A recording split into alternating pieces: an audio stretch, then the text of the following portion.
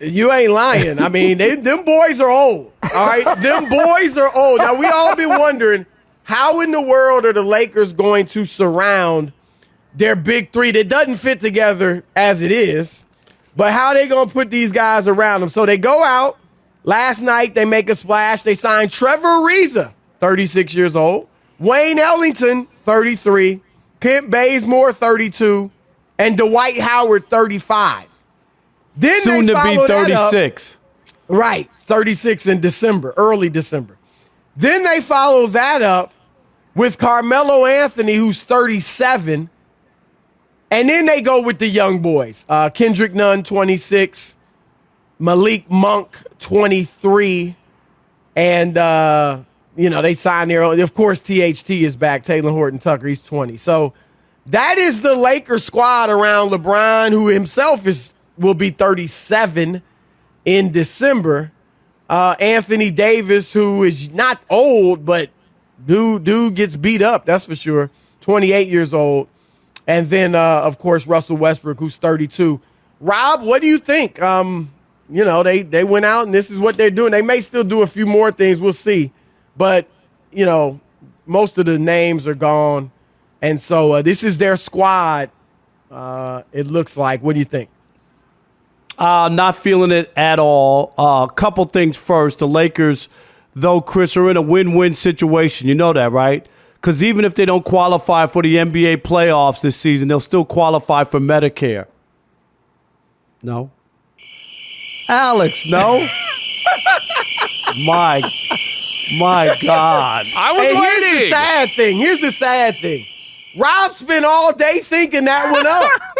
Did you hear the vigor, the excitement with which he did? Best part, I got a text right before he says, like, here we go, Alex. They're in a no-win situation. Listen to this. All right, here's another win-win situation. All right, here we go. Hey, Chris, with the addition of Melo. I see him. He's reading. Y'all think I'm playing. All right, cool. Give him some music. Wait. No music. No music. Hey, so... No music, Alex. No music. No music? All right. No music. So with the addition of Melo, Chris, I don't know if you know, to the Lakers, they've changed their pregame meal for next season. That's right. It now consists of sodium-free bacon, decaf coffee, and a chest X-ray. All right, that's better. And also, the Lakers are they have a new sponsor. Do you know that? Like they wear the sponsors on their jerseys. So now they're the LAAARP Lakers. So they're in there. And also, I heard, these TV networks are looking for new shows. So now, the Lakers getting together with some older guys. They now have, they're casting for a new sitcom for CBS called The Purple and Golden Guys. That's the new TV show. No? I feel like Ed McMahon up here. I know, right? Hey, all right. I hate to tell you this, Rob. I hate to tell you this. What? But my boy, he played basketball with me at Oberlin College. My roommate when we were on the road, he was an economics and honors economics major. Uh-huh. So my point is he's not a comedian. Right. But I think he sent me a text that was funnier than anything you just said. He said the Lakers are like the cast of the movie Uncle Drew. Yes. Well, which is true. I didn't see that. Did you see that? Nah, I knew that was a bomb. I wanted to, but I never just, I felt like, because here's the thing. When I saw the little 5 to 10 minute blurbs on the internet when they first came out, right? And Uncle Drew was unleashed on the world. It was funny. It was great. And so I thought, wow, the movie will be good, but I just never had the desire to go see it. So I haven't seen it. But it's hard for those movies. Whenever you take something that was 30 seconds or a minute, and try to turn it, or a skit, 3-minute skit, and you try to turn it into a full-length motion picture, it usually bombs because it's not sustainable. You know what I mean? Like it's a funny skit, but it ain't funny enough to make a whole movie off it. But anyway, I'm just saying, I'm out on the Lakers. And yes, they got a cast of people, guys who are very talented and have done a lot in their careers, but just too many things. There's too many parts, too many old guys to stay healthy, too many things that need to work together in order to make a run. And even if everything works together, I still don't believe they're better than Brooklyn with those three guys healthy. And ultimately, it's about winning a championship, right? So I don't believe that they're better than the Brooklyn Nets, even with what they put together. I don't believe they'll be at the finish line, Chris, healthy enough, have everything working the way that they want it. That's why I was out on the Lakers. You know I picked the Suns in the first round against the Lakers because I said too many things have to go right, including guys staying healthy. That's why I didn't pick the Lakers, and I'm not picking them here. I don't think that this is a team that can win a championship. They're a bit reminiscent, Rob, a bit of the 2004 Lakers, 2003, 2004 Lakers. You remember when Karl Malone, an old Karl Malone, and an aging Gary Payton went to the Lakers to join Shaq and Kobe. Remember that? They had potentially 4 Hall of Famers on the same squad. Right. And who was the fifth starter? Do you remember? Devin George. Was it Devin George? Okay. Yeah. Right, because he was like the fifth Beatle. You know what I mean? They were trying to figure out who the other guy was. Yep. And you know, they had to your point, they had their struggles in the regular season. You know, but I mean, they still obviously won games, but Gary Payton was never happy in the triangle offense, which really wasn't built for a great point guard. At least it's never been run that way. And so he didn't really like it and fit in. And, you know, he was an all-star or had put up all-star numbers the year before. And then that's when his numbers began to go down and his career was never the same. Karl Malone, to your point, Rob, was injured to some degree in the playoffs. And, you know, guys who were used to being stars and the focal point of their team had to adjust. And it was a tough adjustment. They ended up finding their stride in the Western Conference playoffs and beat San Antonio, but then lost to the Detroit Pistons in the finals. And so ultimately they didn't get it done. This is somewhat reminiscent of that squad. And I'm with you in that so much has to go right. You still don't know how it's going to fit. You know, what's the starting five going to be? I think Melo's coming off the bench, clearly. They did get some shooting. It's not great shooting. I know people look at, so-and-so. Malik Monk shot 40% from three last year. But he's a 34% career three-point shooter. He shot like 20-something% the year before. So he now, has he improved that much, you know, going forward? Or was he just had an anomaly? You know what I mean, Chris? Right. Because they had several 40% three-point shooters last year on the Lakers team, but they just weren't that great of a shooting team. But, you know, I'm not going to poo-poo. I mean, Wayne Ellington's a pretty good shooter. Kendrick Nunn, I like that pickup. That's one of the younger guys, 26 years old. He played well in Miami, 38% from three. So I think, considering all things considered, Rob, they filled out the roster pretty well, you know, considering they really didn't have any money. Here's what I say.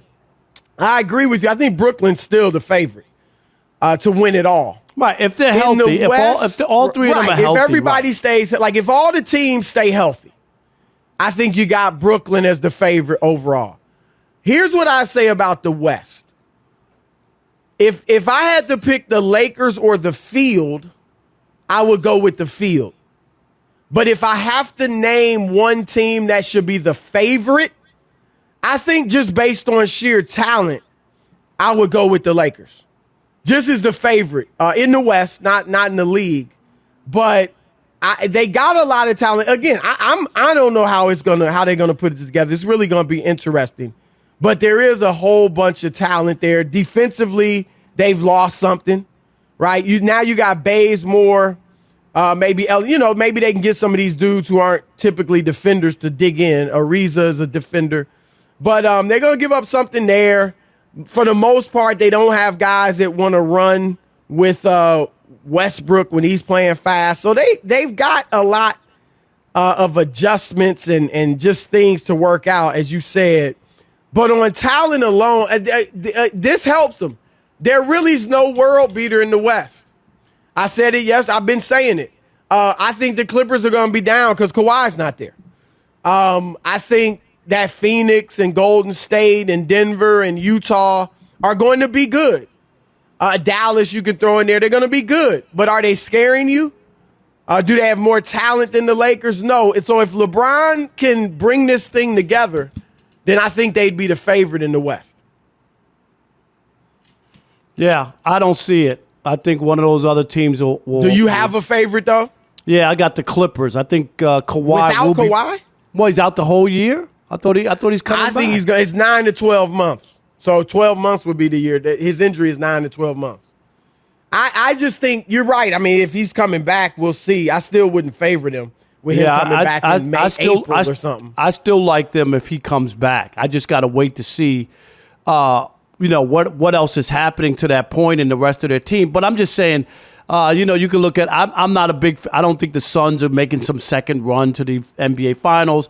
I just think the road is there. The problem, that's my point, right? The biggest problem. There's no juggernaut. Right, but the biggest problem is they're just older, and the chances of them being healthy at the end is the problem. Last year, after they won the championship in 2020, everybody said they won the off season and that they got better, and it didn't pan out. I don't see this group and the ages of these guys being able to come together.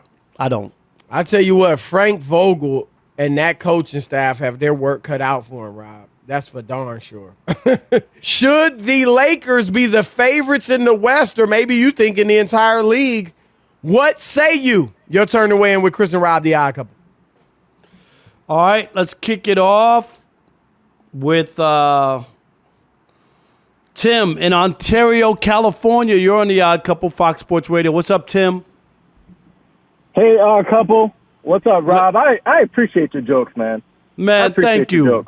I'm glad trying, you said Tim. that, man. Tim, I'm working hard for your entertainment dollar. Tim. Thank you, Exactly. Tim. Because there's only a handful of y'all out there, so I'm glad you called in and said that. Listen, man, you inspired me to give you some old Laker jokes, if you don't mind. Let me hear it. Let's go. You know who's really happy about this? Who? All the old senior citizen retirement homes get to sponsor the Laker games now. Nice. Also, think about this one. The only team they're going to beat in the West, the only team they're going to beat is the teams that try to get the early bird special at Denny. This ain't going to work. That's good. Wait a minute. Where's Craig Melvin? No, you make Rob sound hilarious. Hey, Tim, I love it. Any more? You good? No, actually, that's please. it. No, honestly, Hey, they should try God. to get they should try to get their games shown at Price's Right time, because a lot of people are going to tune in. All the Very old nice. Yes, they're home. They're sick. They're shut in. They can't get out. No doubt. Tim, They it's not old. They funny. old as dirt. That's for Thanks, sure. Tim. Hey, appreciate your attempt at humor. I love it. Listen to that. That was a subtle diss, Tim, in No, case you it didn't wasn't. know. Is it? Your No. attempt. He didn't No. say we appreciate your humor. He said we appreciate your attempt Tim, at humor. And when I say it is because you went out on the limb, and it's not hard. It's not easy telling jokes. Trust me.